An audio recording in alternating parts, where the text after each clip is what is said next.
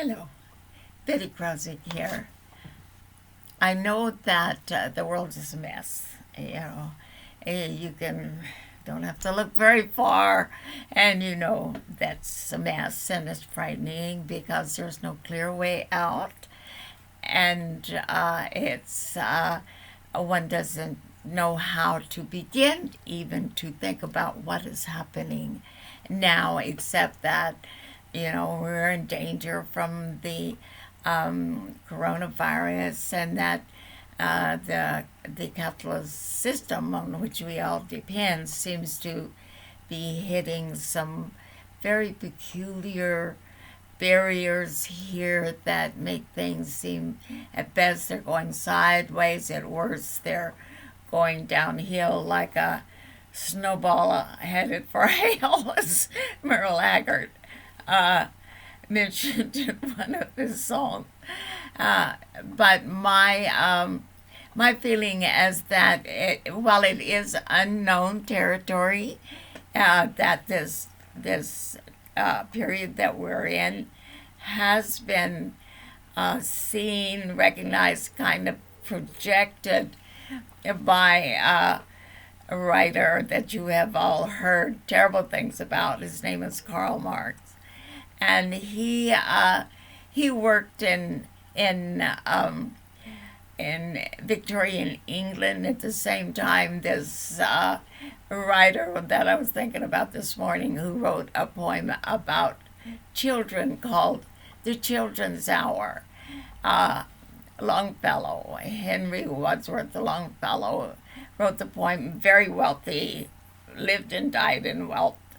Was fond of his children, as all fathers should be, and he extolled their beauty and their intelligence, and they lived a good life.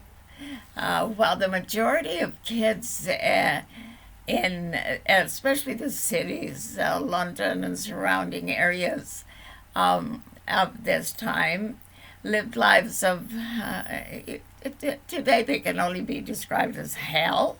They lived a hell life, and they died early. They died unschooled, unfed, unkept, uncared for by the state that they slaved to support.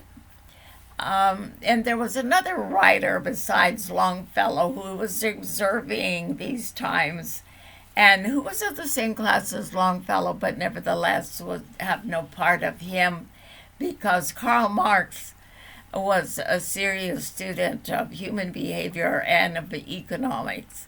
And he recognized through studying the history of how economic and social systems, cultural life evolved, and some morphed into the beginnings of another system, and some would make a complete break with the old system through a process of analyzing the severity and the frequency of the contradictions within any given culture, of which way it would be likely to go.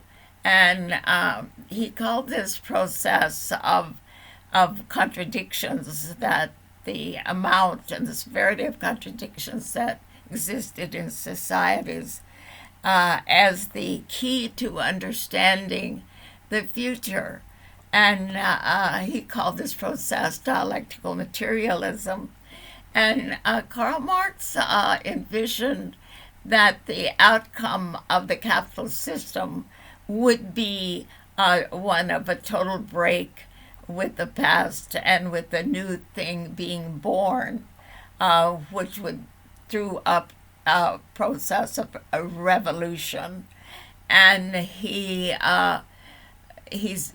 absolutely was sure this would be the outcome of capitalism, because the enormous amount and the severity of contradictions would be increasingly likely to become apparent to everyone, to all classes in our system, that something had to be done because the economic system would just simply stop. There would be no way to go forward to morph into a more lenient kind of economic society, a more just, a more equal society, going that same route where the upper class, this elite class, had all the money and all the means at their beckon to stay in that class and to keep that class going, so that there will be a revolution. And I personally believe this. And so I know that the process, I think, has begun with the crazy gyrations of the economic market in response to the coronavirus. So the inability of the banking system, of the stock market, of the sources of financial equities to move in a steady direction that it will soon, if not today, come to a stop. And there will be suffering, yes. There will be much suffering and confusion and chaos. But we will get through it because there is, at least on my part, a belief in the future, a belief that something better is coming. I do believe this. So that's enough for now. Thank you. Next time, Betty.